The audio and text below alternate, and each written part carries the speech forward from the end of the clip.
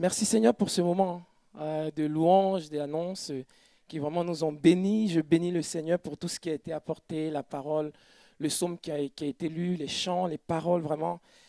On aime ces moments-là où on est vraiment dans la présence de Dieu, n'est-ce pas? Je peux comprendre l'apôtre Pierre lorsque il disait à Jésus sur la montagne des transfigurations, il est bien que nous soyons ici.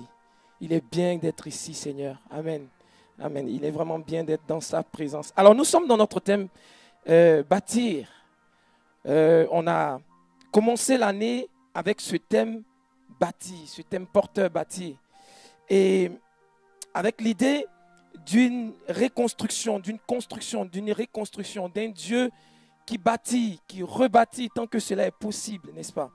D'un Dieu non seulement qui bâtit, mais qui bâtit des vies que nous sommes, des pierres vivantes que nous sommes. Et je pense que c'est le moyen de le dire, n'est-ce pas? C'est un leitmotiv, c'est, je dirais, un mot d'ordre, une résolution. Levons-nous et bâtissons. Tu peux m'aider à dire à la personne qui est à côté de toi, levons-nous et bâtissons. Vas-y, dis-le.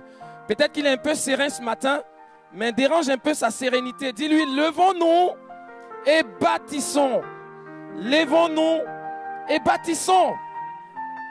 Amen. C'est le moyen de le dire avec la parole de Dieu. Levons-nous et bâtissons. Alors, nous avons eu l'occasion de donner cette carte de vœux à chacun d'entre vous qui n'a pas reçu cette carte. J'aimerais te l'offrir personnellement. Voilà. Qui encore n'a pas reçu? Voilà. Il y a un doigt là-bas, il y a aussi là-bas. C'est une carte que nous devons avoir. Le thème de l'année se trouve dessus. Il y a aussi au verso notre identité en Christ. Différents domaines dans lesquels le Seigneur veut bâtir dans notre vie cette année. Et c'est important de la voir, de la lire, de la relire, de la mettre dans notre Bible, de la voir sous nos yeux, afin que nous soyons focalisés, amen, sur l'atmosphère, sur ce dans quoi Dieu veut nous emmener cette année. Amen. Le pasteur Laurent a lancé ce thème, bâtir, et nous a partagé quelques principes pour bâtir. Nous a partagé 3 principes pour bâtir. Un esprit, l'espoir et l'encouragement.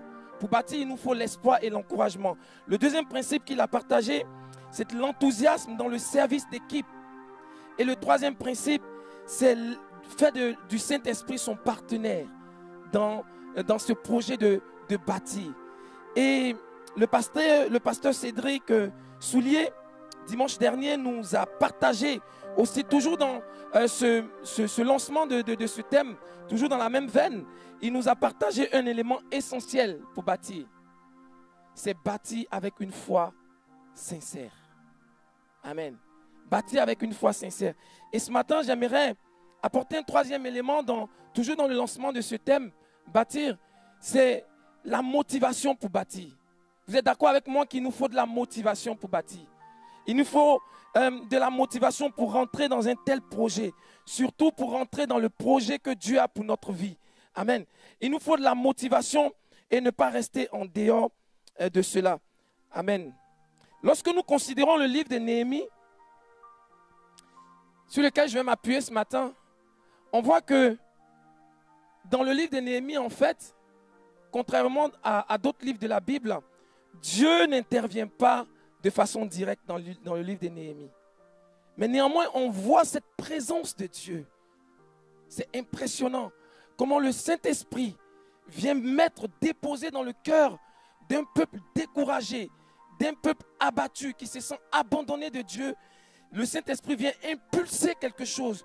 Le Saint-Esprit vient impulser une motivation collective, par le biais de Néhémie, bien sûr, mais une motivation collective. Amen. Et je prie ce matin, vraiment que le Seigneur nous donne de pouvoir, frères et sœurs, rentrer dans cette dynamique. Je pense que si le Seigneur a mis sur notre cœur de partager ce thème bâti, c'est parce qu'il y a certainement bien de chantiers à bâtir dans nos vies. Il y a bien de domaines dans lesquels le Seigneur veut nous emmener un peu plus loin. Il y a bien de domaines dans lesquels peut-être on s'est battu et qu'on a abandonné les armes et qu'on s'est assis et que la motivation n'y est plus parce qu'on n'a plus le courage de recommencer, de mettre encore des efforts parce qu'on subit que des défaites où la situation ne change pas. Mais le Seigneur, cette année, veut nous emmener à emboîter le pas, veut nous emmener à prendre le train en marche, à te dire, lève-toi et bâtis, levons-nous et bâtissons. Amen. Je crois que ce n'est pas Néhémie seulement qui dit au peuple, levons-nous et bâtissons. Mais dans cette phrase, levons-nous et bâtissons, vous voyez, moi je veux voir cette interprétation. Dans cette phrase, levons-nous et bâtissons, je veux voir le Saint-Esprit venir, vous voyez, venir me rejoindre dans ma réalité pour me dire, levons-nous ensemble et bâtissons. Amen. Le Saint-Esprit vient me rejoindre dans ma réalité pour me dire, levons-nous et bâtissons. C'est vrai que c'est un appel collectif à pouvoir se lever ensemble, mais c'est aussi le Saint-Esprit qui rejoint chacun dans son domaine, dans sa condition, et qui lui dit, viens bâtir avec moi. Amen. Levons-nous et bâtissons. Je vous invite à vous approcher avec moi de Néhémie chapitre 2, le verset 18 que nous allons partager ce matin.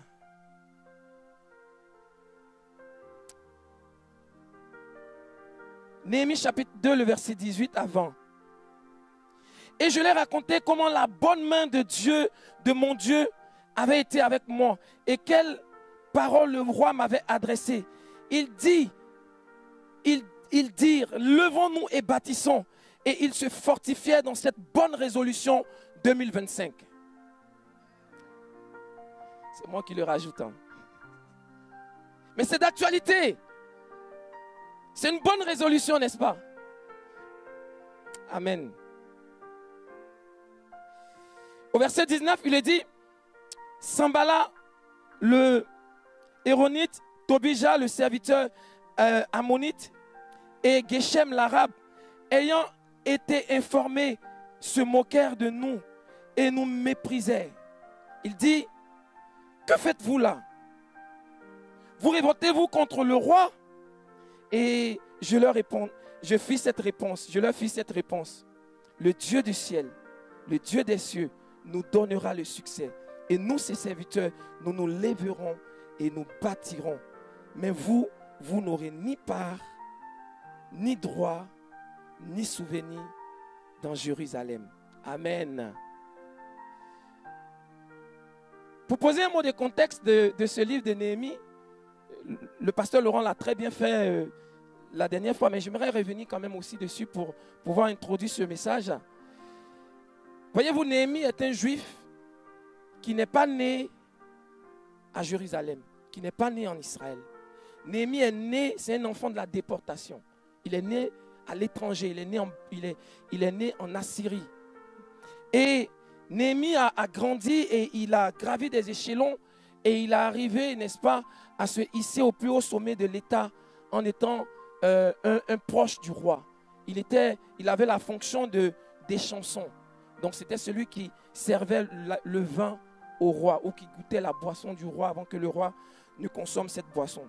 Et Néhémie va s'enquérir des nouvelles par son frère Anani qui va lui dire, tu sais, Jérusalem est détruite, ses murs sont en cendres, ses portails sont brûlés par le feu et détruites. Et Néhémie va rentrer dans une grande tristesse et il va faire ces 4 choses que nous avons vues dernièrement.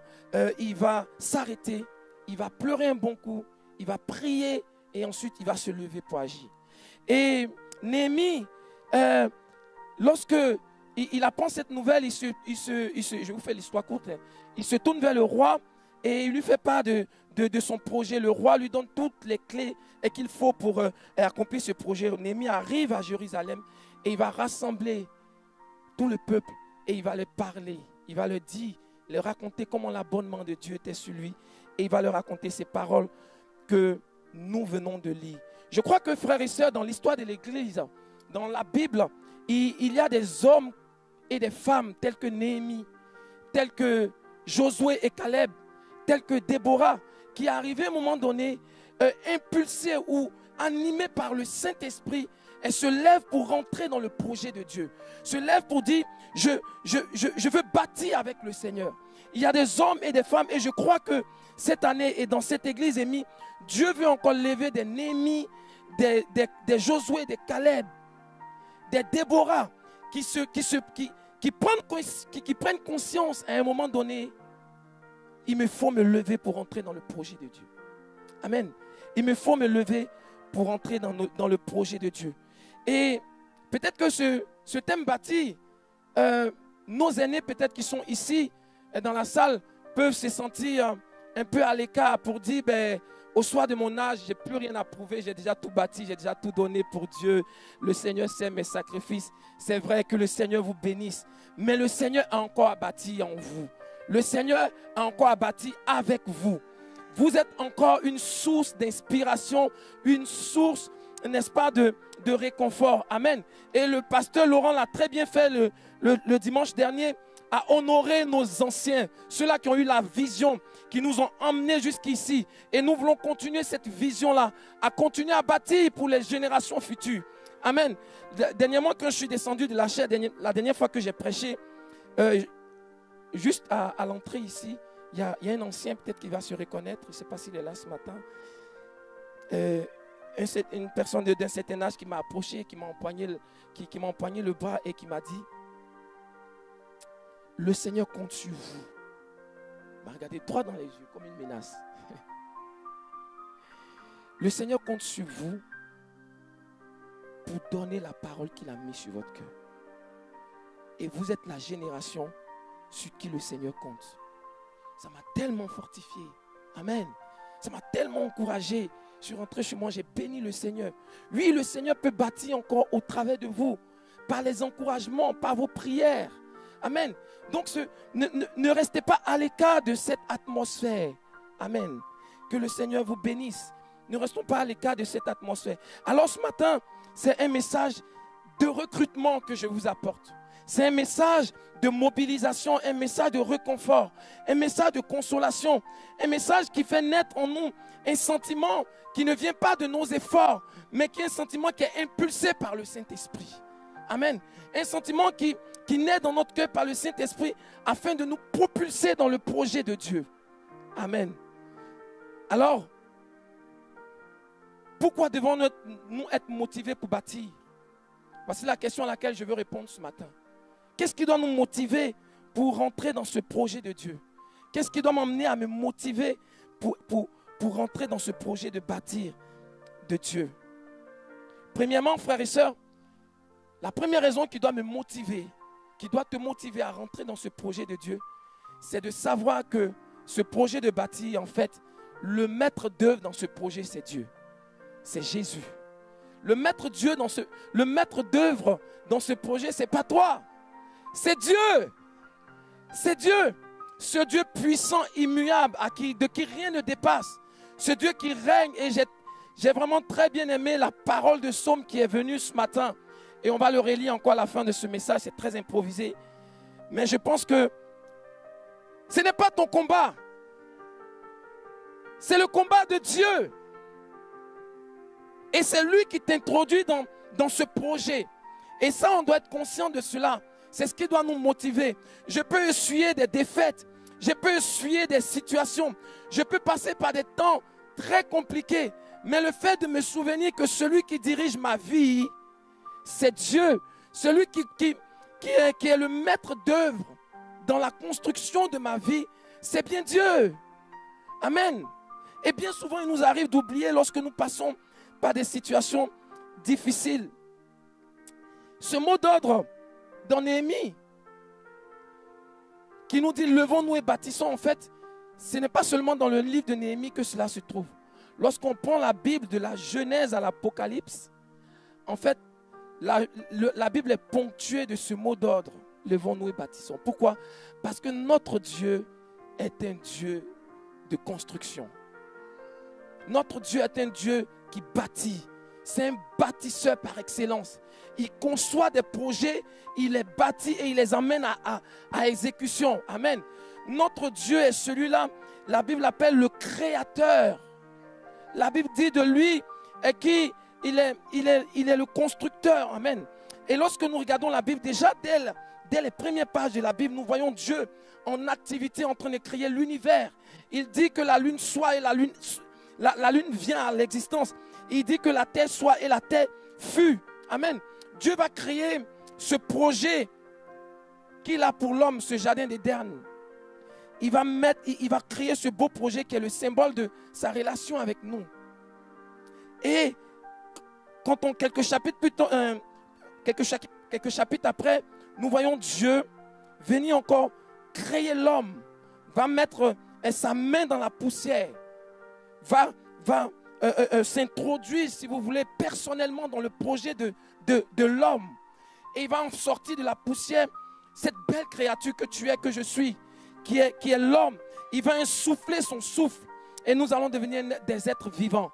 Et Dieu va nous placer dans ce cadre de relation. Lorsqu'on continue dans la Bible, on voit que Dieu va donner de la sagesse à Noé pour construire une arche dans laquelle il va abriter Noé et sa famille pour échapper au déluge. Quelques chapitres plus loin encore, nous voyons Dieu qui vient et qui communique à Moïse alors que le peuple est en pèlerinage dans le désert. Il va lui donner des plans pour construire une tente, une arche, l'arche de la rencontre, la tente de l'alliance. Et le symbole, parce que Dieu est ce Dieu-là qui cherche, ou du moins qui est en constant désir de se rapprocher de nous. Amen. Et il continue toujours son projet de bâtir dans bien d'autres situations. C'est lui qui va donner la sagesse à David, ensuite à Salomon pour construire le temple. Amen. Et lorsqu'on arrive dans le Nouveau Testament, on voit que Dieu va s'approcher d'une vierge, va venir par le souffle du Saint-Esprit, va faire naître, n'est-ce pas, va introduire dans son ventre un fœtus qui va naître et qui sera le sauveur du monde. Dans l'Apocalypse, on voit Dieu qui nous promet de nouveaux cieux et une nouvelle terre. Et dans toute la Bible, Dieu est celui-là qui nous montre que c'est lui le maître d'œuvre. C'est lui qui dirige le monde. La Bible nous dit que Dieu est sur son trône. Le psaume qu'on a lu, et rien ne peut le branler. Et ce maître d'œuvre-là, c'est lui qui conduit ma vie. Amen. Nous pouvons voir Néhémie. En fait, on ne parle pas de la jeunesse de Néhémie, mais quand on lit, on voit la vie de Néhémie, comment Dieu a conduit Néhémie, même dans sa carrière, de sorte à l'équiper pour le projet pour lequel il a préparé. Amen. Et ça doit être pour nous une source, n'est-ce pas, de motivation. Dieu est celui qui dirige ta vie. Amen. Même si les situations veulent te faire croire le contraire, sache que Dieu est celui qui dirige ta vie. Amen. Et pour cela doit être une source de motivation pour moi. Amen. Dieu s'est engagé, j'aimerais vous dire ce matin, que Dieu s'est engagé à bâtir en nous et pour nous. C'est un engagement que Dieu a pris. C'est un engagement que Dieu a pris. Et même l'apôtre Paul va le dire par le livre de Philippiens. Cette belle œuvre qu'il a commencée en nous, il emmènera à son accomplissement. Amen. Et Jérémie, cette promesse qu'on connaît tous, Jérémie chapitre 29, verset 11, il a dit quoi? Je connais les projets que j'ai formulés sur vous. Qui connaît le projet mieux que le maître d'œuvre? Personne. Le projet pour ta vie, le plan pour ta vie, c'est le maître d'œuvre qui le maîtrise le mieux. Et quand Jérémie le dit, en fait, c'est dans le même contexte de la déportation. Le peuple était en déportation, dans une désolation. Et Jérémie va prononcer ces paroles d'espérance. Je connais les projets que j'ai formulés sur toi. Projets de paix et non de malheur, afin de vous donner de l'avenir et de l'espérance. Amen. Est-ce qu'on peut acclamer le Seigneur?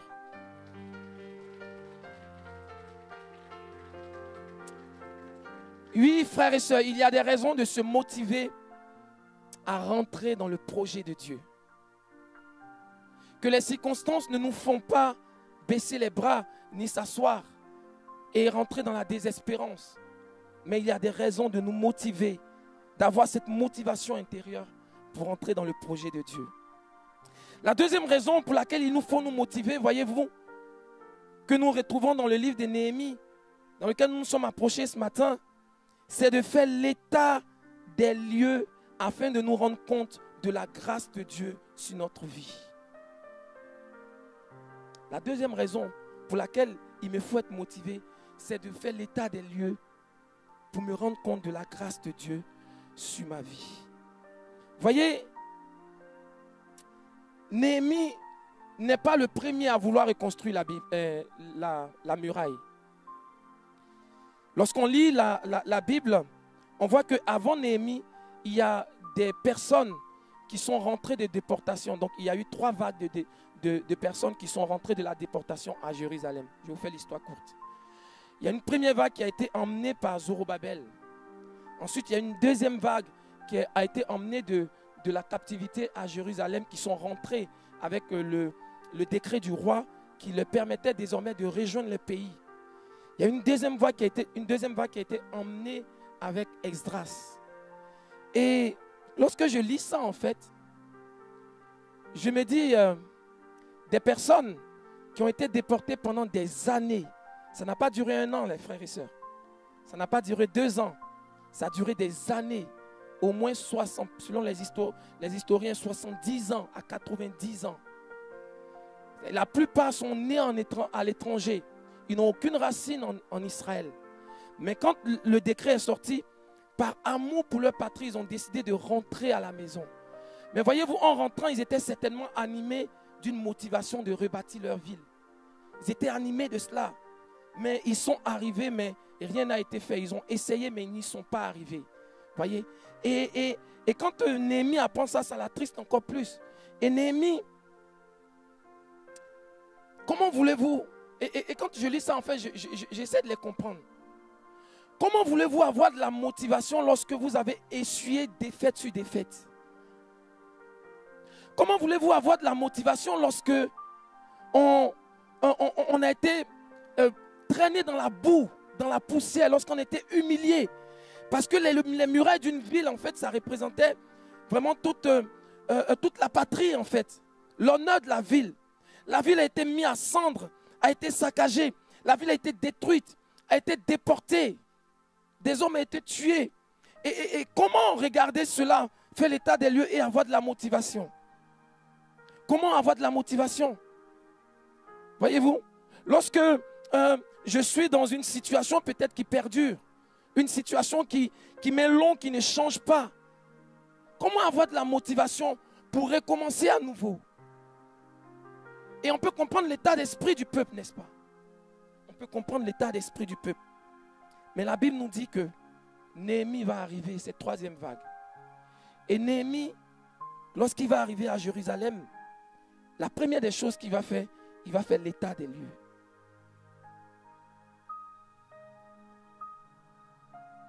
Il va faire l'état des lieux. Regardez ce qu'il est dit. Dans Néhémie chapitre 2, verset 11. Il est dit, une fois arrivé à Jérusalem, j'y restais 3 jours. Puis je sortis de nuit accompagné de quelques hommes. Je sortis de nuit. Cette nuit-là, par la porte de la vallée, je me dirigeais vers la source du dragon, vers la porte du fumier. J'examinais les remparts de Jérusalem. Je constatais qu'il y avait des brèches presque partout et les portes avaient été détruites par le feu. Au verset 15, il est dit, je remontais toujours la nuit par la vallée de Sidron. Je continuais d'examiner la muraille. Vous voyez ces différents mots? Néhémie a pris le temps de regarder, d'examiner, de faire l'état des lieux, de se rendre compte de l'ampleur des dégâts. Mais voyez-vous, quand on fait un tel travail, il y a 2 options. Soit on est découragé par la situation, ou soit on est animé d'un autre esprit. Mais on ne peut pas nier la réalité. N'est-ce pas? La réalité est celle qui est devant nous. Et Néhémie fait ce constat. Néhémie fait cet état des lieux et il va rassembler le peuple. Il va rassembler le peuple et il va leur dire ceci. Il va leur raconter en fait, il va leur faire l'état des lieux qu'il a fait. En fait, c'est une situation qu'ils savent déjà. Ils vivent ça au quotidien. Ils vivent dans la dépression, dans le découragement. Ils voient les ruines sont là sous les yeux et ils vivent dans le découragement. Mais Néhémie va leur dire, voici ce que j'ai vu. La ville est détruite, ça c'est ce qui est vrai. Les murailles sont détruites, c'est ce qui est vrai. Il y a des fissures partout. Les portes sont consumées par le feu, c'est ce qui est vrai. Mais il y a quelque chose qui change. Il y a quelque chose qui change. Ce qui change, c'est que la bonne main de Dieu est sur moi. Amen. La bonne main de Dieu est sur moi. Regardez au verset, ce qu'il dit au verset 18. On l'a lu tout à l'heure, mais regardez ce qui est intéressant. Il dit, je leur racontais ensuite comment la bienveillance, dans d'autres versions, la bonne main de l'Éternel était sur moi. Et les paroles que le roi m'avait dites. Et regardez ensuite, ce n'est pas Néhémie qui est en train de dire, c'est le peuple. Ce peuple qui était découragé, ce peuple qui vivait dans le découragement et qui se complaignait dans leur situation. Tout d'un coup, il y a quelque chose qui change. Et ils disent quoi? Ils disent, levons-nous, levons-nous et bâtissons. Il y a quelque chose qui a changé dans leur vision, n'est-ce pas? Qu'est-ce que Néhémie a fait? Néhémie, en faisant l'état des lieux, en fait, mettant la réalité devant eux, va les emmener à changer de perception. Va les emmener à voir la réalité autrement. Frères et sœurs, il y a des réalités dans notre vie. La réalité, c'est que mon couple bat de l'aile depuis des années. La réalité, c'est que je vis une situation de maladie depuis des années qui ne change pas. La réalité, c'est que j'ai un enfant, j'ai un ado récalcitrant à la maison que je n'arrive plus à gérer. N'est-ce pas? La réalité, c'est que je passe par une situation de chômage depuis des années qui ne change pas. Je ne vois pas la main de Dieu. Et j'ai le sentiment que Dieu m'a abandonné, que Dieu m'a laissé de côté. Mais ce qui change, frères et sœurs, c'est que la bonne main de Dieu est sur toi. La bonne main de Dieu est sur toi. Et ça change toute la perspective. Il y a beaucoup de choses qui changent quand je comprends que la bonne main de Dieu est sur moi. Je peux passer par des périodes difficiles. Je peux passer par des périodes où je ne comprends pas ce qui m'arrive. Mais ce qui fait la différence, c'est que la bonne main de Dieu est sur moi. Et que cette situation ne perdurera pas. Amen. Quand tu changes de perspective, quand tu changes de perception des choses, en fait, ce qui se passe, c'est que tu te mets en action. Tout à l'heure, on s'est dit une parole que j'avais notée, on ne s'est pas contacté, on ne s'est vraiment pas connecté. Il a dit un truc que je ne sais plus, j'ai oublié ce qu'il a dit. Mais moi, voici ce que j'ai noté qui rejoint ce qu'il a dit. Le changement de perception amène un changement de sentiment et me pousse à l'action. Amen. Ce que je vois qui produit en moi le découragement, en fait, si j'apprends à le voir autrement, ce n'est pas du déni. Ce n'est pas du déni. C'est seulement que je suis conscient que la bonne main de Dieu est sur moi. Ça fait toute la différence. Amen. Ça fait toute la différence, frères et sœurs. Ça fait toute la différence. Il peut y avoir des événements, des réalités, parfois douloureuses, des situations dans la vie qui nous amènent à nous arrêter, qui nous stoppent. Des coups durs, où on se pose la question, Seigneur, où es-tu? Voyez-vous, mais j'aime ce récit qui est dans le livre de Jean chapitre 5. Là où Jésus vient rencontrer un paralytique qui est couché là depuis 38 ans. Ce texte est entre guillemets dans votre Bible parce qu'il n'apparaît pas dans certains manuels, dans les premiers manuscrits, mais qui ensuite a apparu avec les commentateurs en fait, qui ont ajouté quelques explications pour comprendre ce texte. Mais ce n'est pas là le plus important. Le plus important, c'est que j'aime le fait que Jésus vient retrouver quelqu'un dans sa fausse espérance, qu'il a mis dans une piscine soi-disant qui guérit. De coucher depuis là 38 ans. La Bible nous dit qu'il était là depuis 38 ans. En fait, il n'est pas né handicapé, il n'est pas né malade, il n'est pas né paralysé. Mais il y a eu une situation dans sa vie qui l'a stoppé. Une situation dans la vie qui l'a mis par terre, qui l'a paralysé. Et depuis ce jour, il est couché, espérant en autre chose que Jésus. Mais Jésus vient le rejoindre là. Il va lui poser une question pour l'emmener à changer de perception. Pour emmener son regard à changer. Pour emmener son regard à changer, non, que ce n'est pas la piscine qui peut te guérir, mais c'est le fait que je sois avec toi. N'est-ce pas? Jésus va lui dire, veux-tu être guéri? Il va dire, Seigneur, je n'ai personne pour me jeter dans l'eau. Amen. Et Jésus va lui dire, lève-toi, prends ton lit et rentre chez toi. Et même s'il y a des situations, frères et sœurs, dans la vie qui sont amenées à nous mettre par terre, à nous stopper dans notre élan, le Seigneur est celui-là qui veut nous remettre dans le courant de la vie, qui veut nous remettre, qui veut nous redonner l'espoir. Le Seigneur est celui-là qui veut vraiment t'emmener à comprendre qu'aucune situation ne peut le dépasser. Aucune situation. Il est celui-là qui peut te donner de reprendre le cours de ta vie. Peut-être qu'on t'a condamné à une dépression. Mais le Seigneur est celui-là qui veut te prendre la main. Maintenant, lève-toi et marche. En d'autres termes, lève-toi et rentre dans mon projet. Je veux bâtir avec toi. Lève-toi et bâtis avec moi.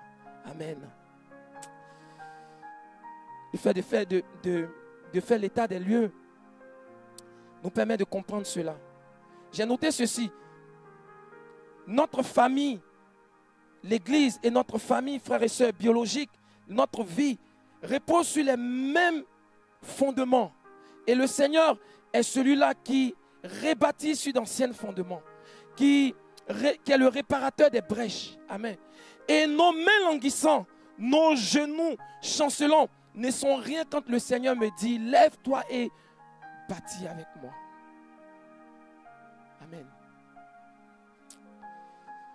Je termine sur le troisième point qui doit me motiver à vraiment avoir de l'élan, à cet enthousiasme, à rentrer dans le projet de Dieu, et qui me donne cette motivation à rentrer dans le projet de Dieu.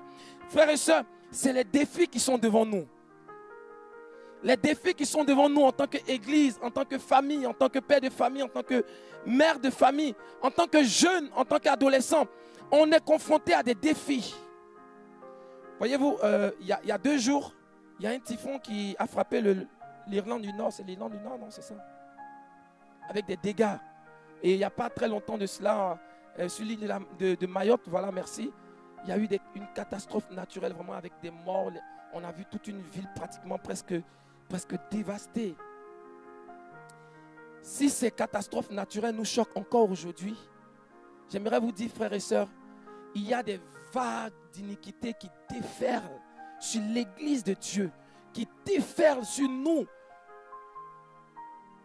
Il y a de l'iniquité, du péché,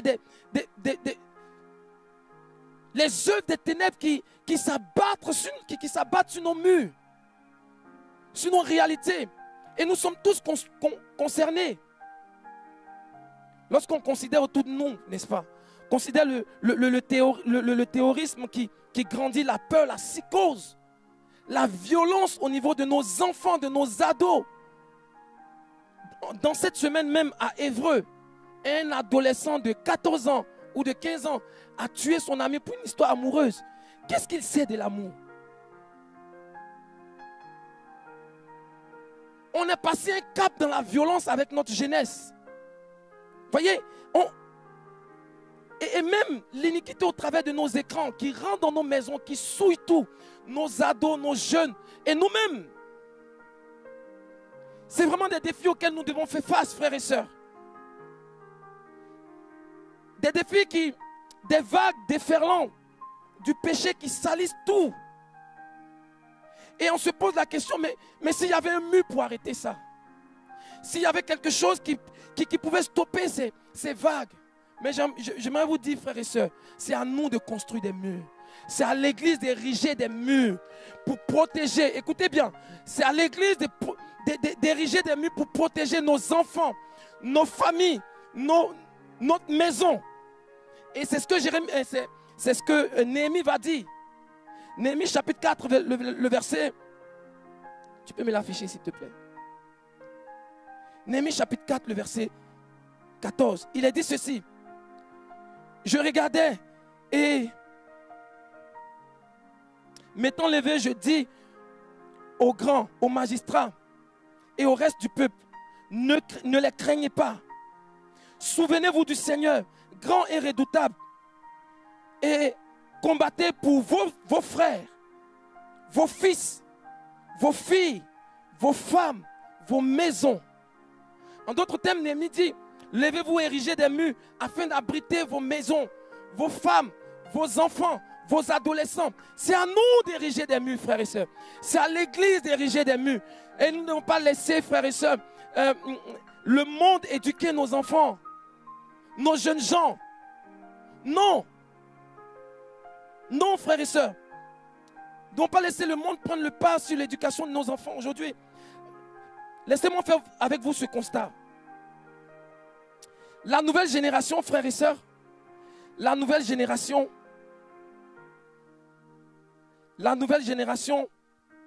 elle est confrontée aux défis, aux opportunités inédites qui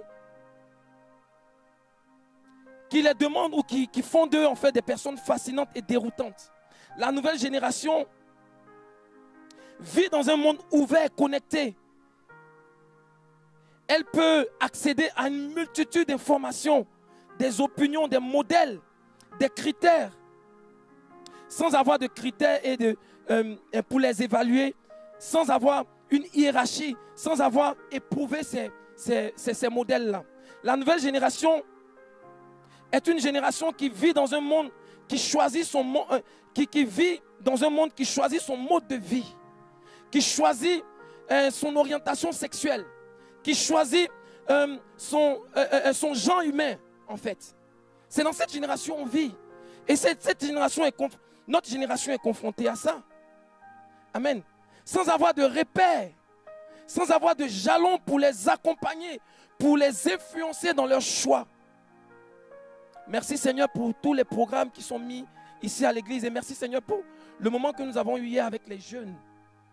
C'était des moments extraordinaires, des moments importants, précieux, de qualité, où on a eu l'occasion de discuter avec les jeunes cœur à cœur, qui sont venus avec leur cœur brisé, leur cœur fracturé, leur cœur fragile, leur cœur abîmé.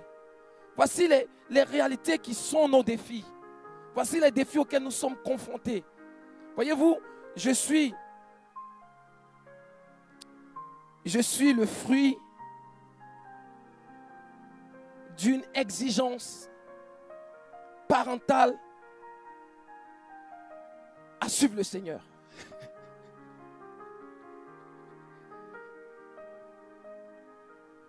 Ma mère nous a emmenés à l'église par la peau des fesses. Que tu le veuilles ou pas, tu vas y aller. En tout cas, tant qu'elle avait l'autorité parentale sur nous, on n'avait pas le choix. C'est important parce que le moment viendra où on n'aura plus l'autorité parentale. Et c'est ce que nous aurons inculqué, c'est ce que nous aurons mis comme jalon, comme repère dans leur vie qui vont influencer leurs choix. Pour certains, ça va prendre du temps. Ils auront le moment d'égarement. Ça va prendre du temps, mais ils finiront toujours par revenir à la maison du Père. Amen. J'ai eu mes moments d'égarement, mais quand est arrivé le moment où je devais faire les choix importants de ma vie, le Seigneur m'a ramené à ce que j'avais entendu, au message, à toutes ces exhortations. J'aimerais pour terminer, frères et sœurs, est-ce que vous comprenez les défis qui sont devant nous? Est-ce que vous comprenez les défis auxquels nous devons faire face en tant qu'Église, en tant que parents? Les défis qui sont les nôtres. J'aimerais terminer sur cette histoire qu'on nous a racontée lors d'une rencontre de jeunesse, et ça m'a tellement Ça m'a tellement marqué, en fait, je l'ai gardé et je l'ai ajouté à mon message que vous connaissez tous, qui est l'histoire du petit poussé. Vous connaissez l'histoire du petit poussé?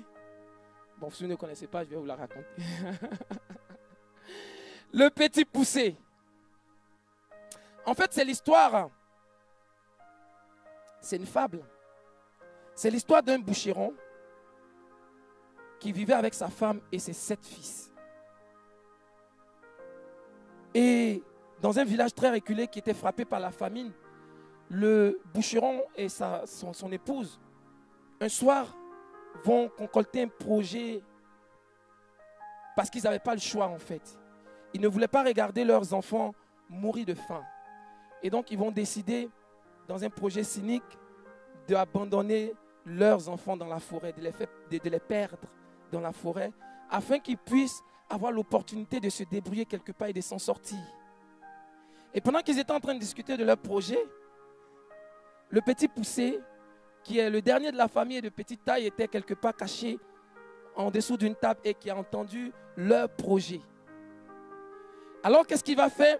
Au milieu de la nuit, il va se lever, il va aller ramasser des cailloux qu'il va mettre dans sa sacoche. Et le matin étant arrivé, les parents vont mettre en exécution leur projet, vont emmener les enfants dans la forêt pour se promener, pour pique-niquer.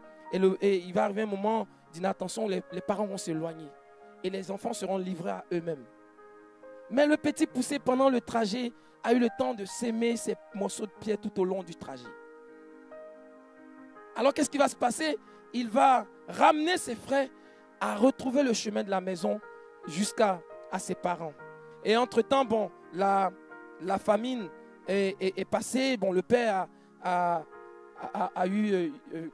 ils lui ont payé une dette et il y a eu de la nourriture à la maison. Et les parents étaient très contents quand les enfants sont revenus à la maison. Ils les ont accueillis et ils ont partagé avec eux.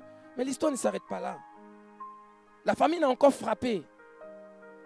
Et je ne vais pas vous raconter toute l'histoire. Hein. Allez acheter le livre, je ne sais pas. Allez le lire. La famine a encore frappé et cette fois-ci, les parents ont encore mis leur plan à exécution. Et le petit poussé l'a encore entendu. Sauf que cette fois-ci, pendant la nuit, lorsqu'il voulait sortir pour aller ramasser ses pierres, en fait, la porte était fermée. Et donc, il n'avait pas eu le choix. Il a cherché quelque chose pour marquer ses repères. Et il a ramassé des morceaux de pain sur la table qu'il a mis dans son sac. Et le matin, rebelote, il a semé ses repères. Malheureusement, les oiseaux ont bouffé les repères. Et le petit poussé, finalement, ils n'ont pas retrouvé la maison des parents cette fois-ci. Et l'histoire continue, mais je ne vous la raconte pas. Parce que ce n'est pas l'essentiel de mon message. En fait, je vous raconte cette histoire pour nous faire comprendre en fait quelque chose. Comprenons que la forêt est une métaphore d'un monde qui offre à la nouvelle génération des possibilités infinies, mais qui leur retire des repères essentiels.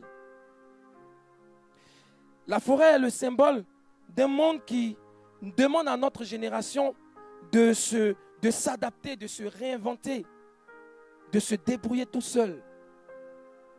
Et frères et sœurs, comprenez quelque chose. C'est à nous de mettre des repères solides, disponibles pour notre génération, afin qu'ils puissent se repérer dans leur parcours de vie. Amen. C'est à nous de le faire en tant que parents, en tant qu'église. Amen. S'il y a bien un département dans lequel il ne doit pas avoir vraiment de problèmes, frères et sœurs, de moniteurs, c'est bien le département de l'enfance, n'est-ce pas? C'est bien le département, et d'ailleurs, je lance un appel, on recherche des moniteurs et des monitrices. Si Dieu a mis dans ton cœur, tu as fait la grâce de rentrer dans ce projet et que tu sens le besoin qui brûle sur ton cœur de vraiment inculquer quelque chose à la nouvelle génération, on a besoin de toi. On a besoin de toi. Au niveau des ados, il y a un besoin qui se fait sentir. Amen. Je bénis le Seigneur pour ce thème parce que le mois prochain, nous allons aborder, on se l'a dit tout à l'heure, bâtir la famille. Et je crois que Dieu veut restaurer chaque recoin de nos familles. Amen. C'est des défis devant nous. Voici ce qui doit nous motiver à rentrer doit nous motiver, n'est-ce pas, à emboîter le pas, à rentrer dans ce projet de Dieu. Amen. J'aimerais que, ensemble, nous puissions nous lever, frères et sœurs. Quel repère voulons-nous ensemble pour notre jeune génération? Afin qu'ils puissent retrouver le chemin du Père un jour. Amen. Comprenez que les défis qui se dressent devant nous sont importants.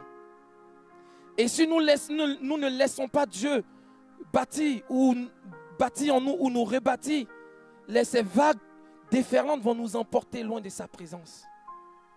Amen. J'aimerais que nous puissions considérer cela. Je vais appeler Nadré de s'approcher. Tu vas nous relire le psaume que tu as lu tout à l'heure, qui nous fait comprendre que Dieu, ce n'est pas notre combat. Dieu est celui-là qui est le maître d'œuvre de notre vie. Dieu est celui-là qui veut identifier dans notre cœur, donc a fait le bilan dans notre cœur de ce qu'il a besoin de rebâtir en nous. Et ensuite, il veut nous donner cette motivation d'être conscient des enjeux, d'être conscient des défis qui sont les nôtres. Tu peux relire le psaume pendant que tu lis, le groupe musical va s'approcher. Excusez-moi. On va reprendre ce chant qui dit « Ce n'est pas mon combat. Ce n'est pas notre combat. Ce n'est pas notre combat. » Les défis peuvent être importants, mais ce n'est pas notre combat. C'est celui de Dieu. En lui, nous devons garder notre confiance. Dieu est pour nous un refuge et un appui, un secours toujours présent dans la détresse. C'est pourquoi nous sommes sans crainte quand la terre est bouleversée, quand les montagnes sont ébranlées au cœur des mers et que les flots de la mer mugissent, écument, se soulèvent jusqu'à faire trembler les montagnes. Les bras d'un fleuve réjouissent la ville de Dieu, le sanctuaire des demeures du Dieu très haut. Dieu est au milieu d'elle, elle n'est pas ébranlée. Dieu la secourt dès le point du jour.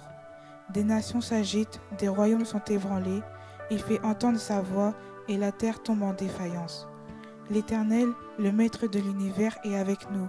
Le Dieu de Jacob est une forteresse pour nous. Venez contempler ce que l'Éternel a fait, les actes dévastateurs qu'il a accomplis sur terre. C'est lui qui a fait cesser les combats jusqu'aux extrémités de la terre. Il a brisé l'arc et rompu la lance.